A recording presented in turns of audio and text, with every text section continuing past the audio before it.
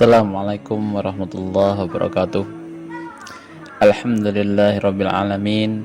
Assalatu wassalamu ala asrofil anbiya'i wal mursalin wa ala alihi wa sahbihi wa man tabi'ahum bi ihsani ila yaumiddin, amma ba'du. Qala Allah ta'ala fi kitabihil karim, a'udzu billahi minasyaitonir rajim. Bismillahirrahmanirrahim. Ya ayyuhalladzina amanu taqullaha haqqa tuqatih wa la tamutunna illa wa antum muslimun.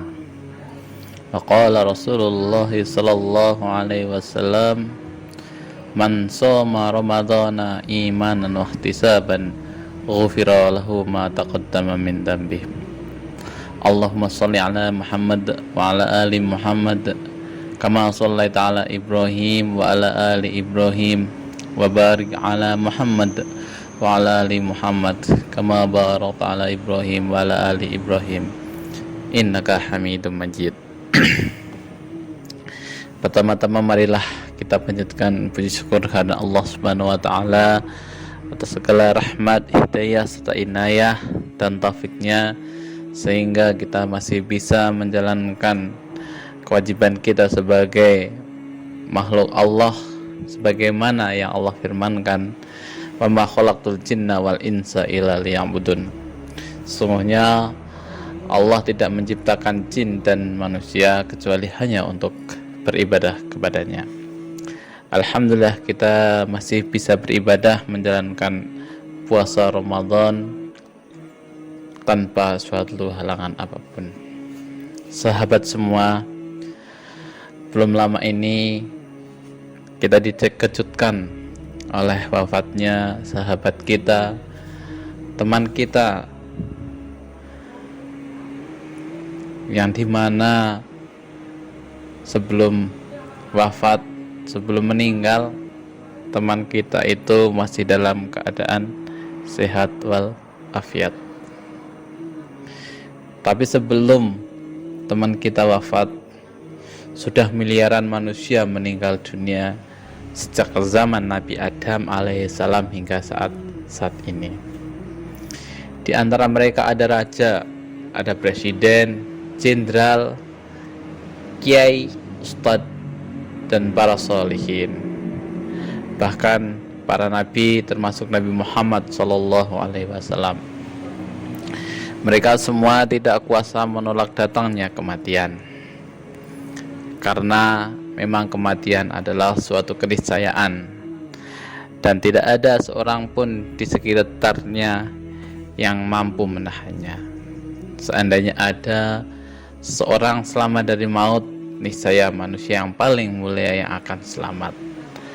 Namun maut merupakan sunnatullah dan pada seluruh makhluk yang bernyawa.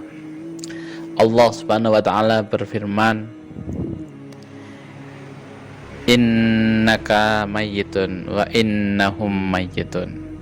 Sesungguhnya engkau Nabi Muhammad SAW akan mati, dan sesungguhnya mereka akan mati. Dan memang kehidupan seorang di dunia ini dimulai dengan dilahirkannya seorang dari rahim ibunya. Kemudian setelah ia hidup beberapa lama, ia pun akan menemui sebuah kenyataan yang tidak bisa dihindari. Kenyataan sebuah kematian yang akan menjemputnya. Allah Subhanahu wa taala berfirman dalam surat Ali Imran, kullu nafsin dha'iqatul maut wa innama tuwaffuna ujurakum yaumal qiyamah faman zuhziha 'anil nar wa udkhilal jannah faqad faza wa mal hayatud dunya illa mata'ul ghurur. Tiap-tiap jiwa yang merasakan kematian, tiap-tiap jiwa pasti akan merasakan sebuah kematian. Dan sesungguhnya pada hari kiamatlah akan disempurnakan pahala bagimu. Barang siapa yang dijauhkan dari neraka dan dimasukkan ke dalam surga, maka sesungguhnya ia telah beruntung. Dan kehidupan dunia hanyalah kehidupan yang memperdayakan. Para sahabat pendengar semuanya, ayat suci di atas adalah merupakan ayat yang agung, yang apabila dibaca mata menjadi berkaca-kaca, apabila kita didengar oleh hati maka ia menjadi gemetar, dan apabila didengar oleh seorang yang lalai maka akan membuat ia ingat bahwa dirinya pasti akan menerima kematian.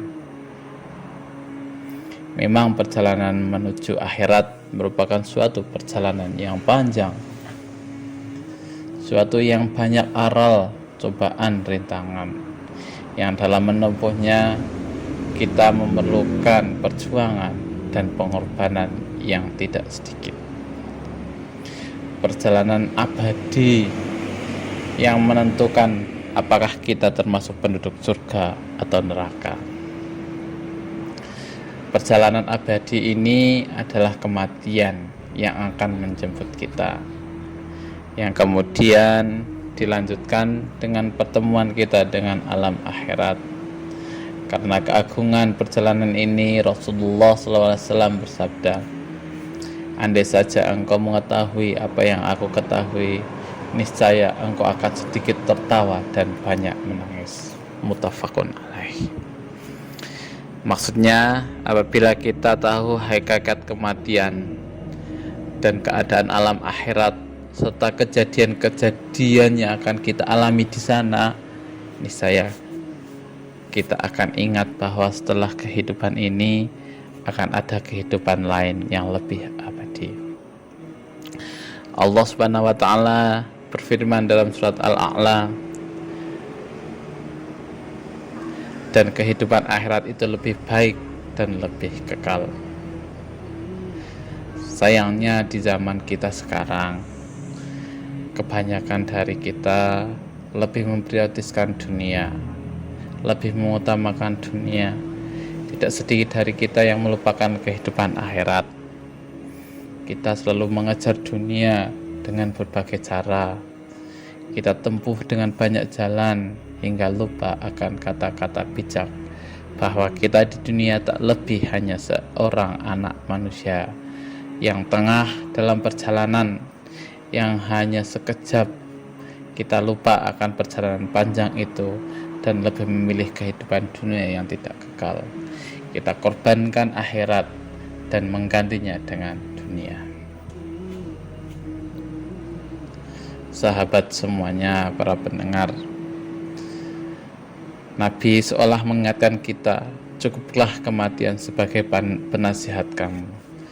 Cukuplah kematian menjadikan hati kita bersedih, menjadikan mata-matamu menangis, berpisah dengan orang-orang yang kamu cintai, penghilang segala kenikmatan, pemutus segala cita-cita. Wahai orang yang tertipu oleh dunianya, wahai yang paling berpaling dari Allah, wahai orang yang lengah dari ketaatan kepada Rabb-Nya,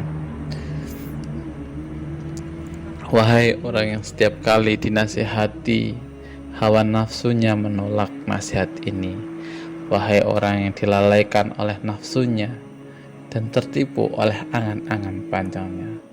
Pernahkah engkau memikirkan saat-saat kematian sedangkan engkau tetap dalam keadaanmu semula?